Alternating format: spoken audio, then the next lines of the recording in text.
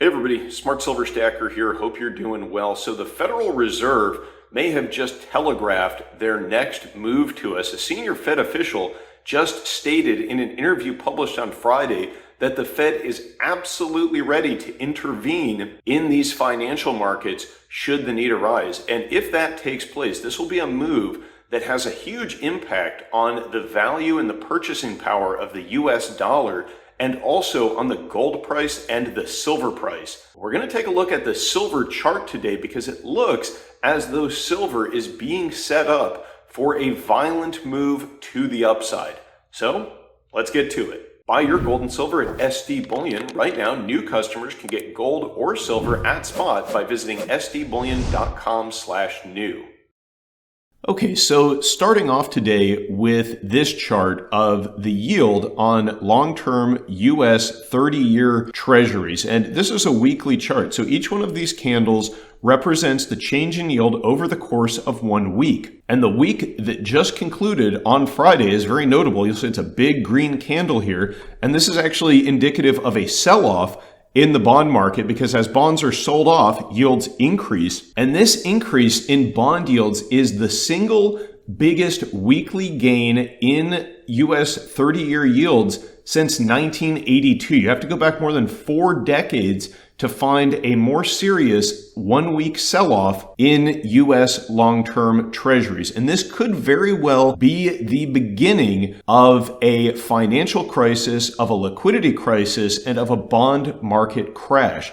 Keep in mind that back in March of 2023, what was it that triggered the failure of Silicon Valley Bank and a number of US financial institutions? Well, it was rising bond yields and a bond market sell-off. Because as these yields rise, the existing treasuries decline in value. And this puts a lot of pressure on financial institutions, puts a lot of pressure on any holders of debt, whether foreign or domestic. There's a lot of uncertainty and fear right now surrounding this bond market sell-off. So much so that a Fed official, a senior Fed official, this is Susan Collins, the Boston Fed president, who is one of the 12 voting members of the Fed's rate-setting committee. She said in an interview that was published on Friday that the U.S. Federal Reserve is absolutely prepared, those are her words, to intervene to help calm nervous financial markets, and that it could deploy various tools to help stabilize financial markets if the need arose. Now, of course, the Fed always can intervene in any liquidity crisis, and they can control the rates on U.S. debt any way they want. They have all the tools in the world to do that. However, the problem is that those tools typically involve creating large sums of fiat currency and directly purchasing U.S. debt to drive yields lower. And the side effect of that is rapid debasement of the dollar. And on that note, let's look briefly at the daily chart of the DXY. This is the US dollar index, a measure of the dollar's purchasing power relative to other fiat currencies. And you can see that this has been having a pretty rough time as of late with the advent of the trade war. The DXY just declined below 100 on a sharp sell-off in the dollar for the first time since 2023. So what we're witnessing here is a simultaneous sell-off in US debt and a weakening of the dollar. So you can imagine the impact that a Fed intervention would have here. It would mean rapid dollar debasement and a sharp uptick in inflation. Now, thus far, the Fed has been restrained in their rate cuts. I still think they started cutting too early. We see that in the persistent inflation for everything that we buy, regardless of what the cooked inflation data tells us. But if the Fed genuinely intervenes here in the bond market, that's going to mean not just rate cuts, but a return to quantitative easing. Now, that is something that in the past, the Fed has always been willing to do in the event of a major financial crisis. This is a image of the Fed's balance sheet. This was the great financial crisis here in 2008 when they first embarked upon programs of quantitative easing, that is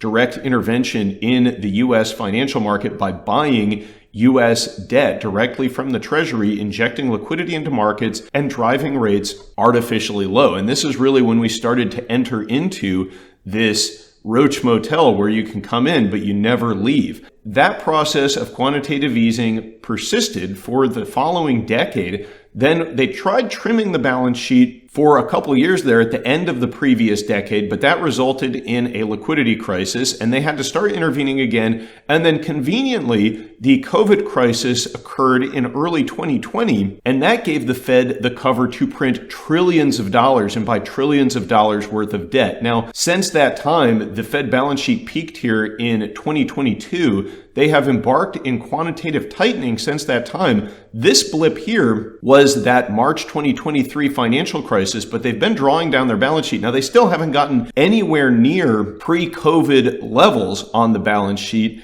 And now another financial crisis is knocking. And one thing you'll notice about these interventions is that the 2008 crisis resulted in, for that time, a major intervention. But then the 2020 crisis, the intervention was significantly larger. Now, the next crisis, by the very nature of these interventions, will have to be trillions and trillions of dollars of fiat money creation at a time when the U.S. is already in a very precarious position because of the trade war which we have embarked on. One of the reasons that we may be witnessing spiking yields at this particular point in time is a result of the trade war. There is a lot of U.S. debt held abroad, and we don't know exactly who is selling off debt at the moment. In fact, it's likely a variety of actors.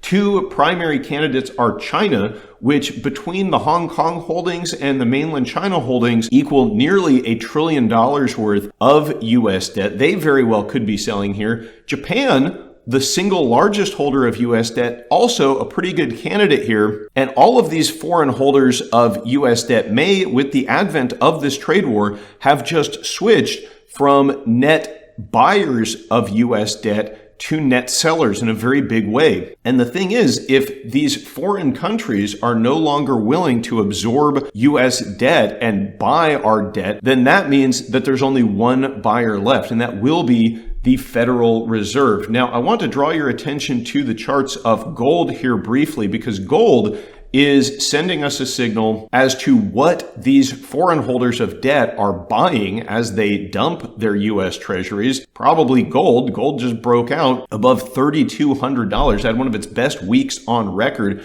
broke out to new record all-time highs as the dollar and the treasury market are crashing. But silver is something that we really need to keep an eye on here. And I've got a few points here I want to draw your attention to on this chart. So one thing that we have been tracking on this channel is the pattern that silver has been rising in its current bull market, the bull market that kicked off at the beginning of 2024, a little over a year ago. And one of the patterns that we've been following is this Elliott wave impulse move higher, which has been the track that the silver bull market has been on. So starting in February, we saw this move up, one wave, then we got a second pullback wave, then we got a third wave up, a fourth pullback, and then a fifth move higher to new highs. Then we got what's called an ABC correction. So we got a pullback, wave A, then an intermediate rally, and then a final pullback C. Now you'll notice that this level here, the pullback, never actually dropped below the previous lows. And then we got a repeat of the 5-wave move higher. You get a wave up, a correction down, a wave up, a correction down,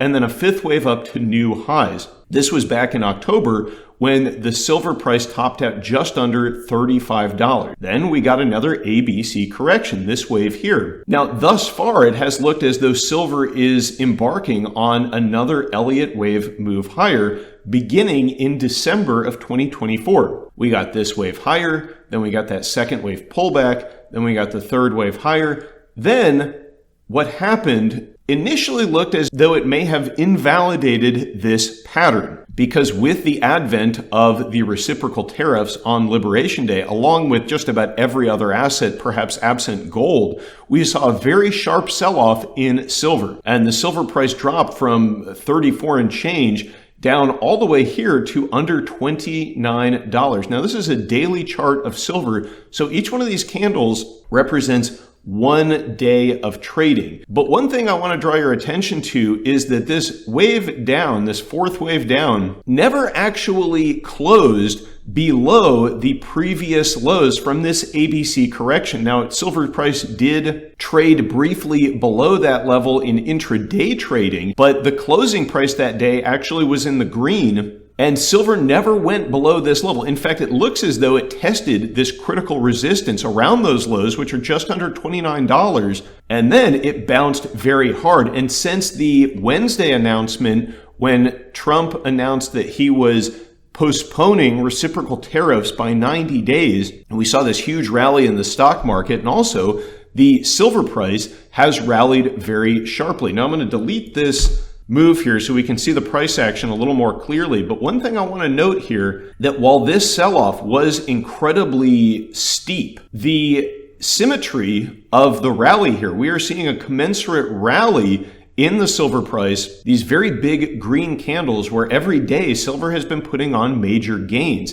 Now, currently the silver price is at $32.27. It finished up the week on Friday rallying more than 3%, putting on more than $1 in price. And one indicator on this chart that suggests that the silver rally still has some way to go is down here, the relative strength index. And this coincides to how overbought or oversold an asset is. And one thing you'll notice here is that typically when silver is peaking during these moves higher, the RSI is above 70. You see that here.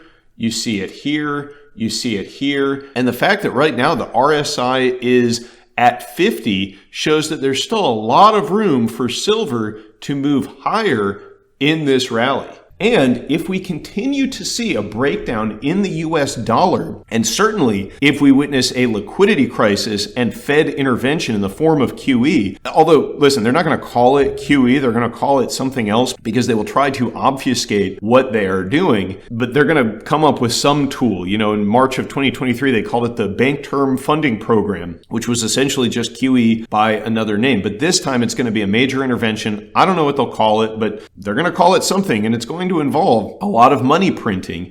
If that happens, we could easily see the silver price rally beyond the October highs to the high end of this channel that silver's bull market has been trading within. And that would mean silver at $36 plus, $36 to $38 in relatively short order, which would mean a huge move. But again, the symmetry of this decline in this rally to me suggests that silver is being set up for a violent rally here. Now, there's a lot of very negative sentiment towards silver right now. I'm sure that if you read the comments on this video, you will see that a lot of people are thinking that gold is the only game in town when it comes to precious metals. The gold to silver ratio right now is around 100, which historically is very near the highs of that ratio. And that tells us two things. One, silver is extremely cheap relative to gold right now, and it's going to have to move very fast to catch up to that, because I think the gold price is going to continue moving higher as well. And it also tells us that the precious metals bull market that we are clearly still in the midst of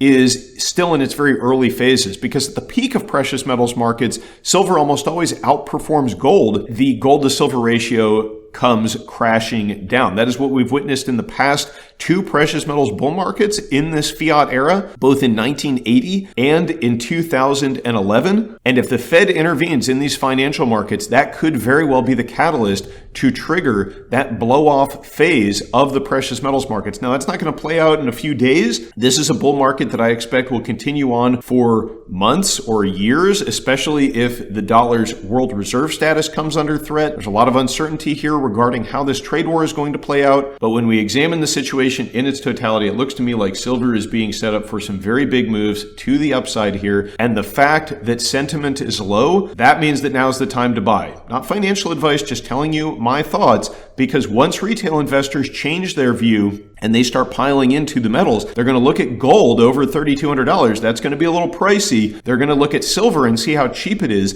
but it's not going to stay that way for very long. Remember, the silver market is a very small market, especially the physical silver market. It's an incredibly small market. So if there is risk of a liquidity crisis or a financial crisis moving forward, the premium on physical metal is going to explode rapidly, and the spot price is going to be rising as well. So leave me a comment down below to let me know what you think about these developments. If you enjoyed this video, video, check out the one that's popping up on your screen now. Thanks for watching, everybody. Stay safe and happy stacking, and I will catch you next time. Smart Silver Stacker, out.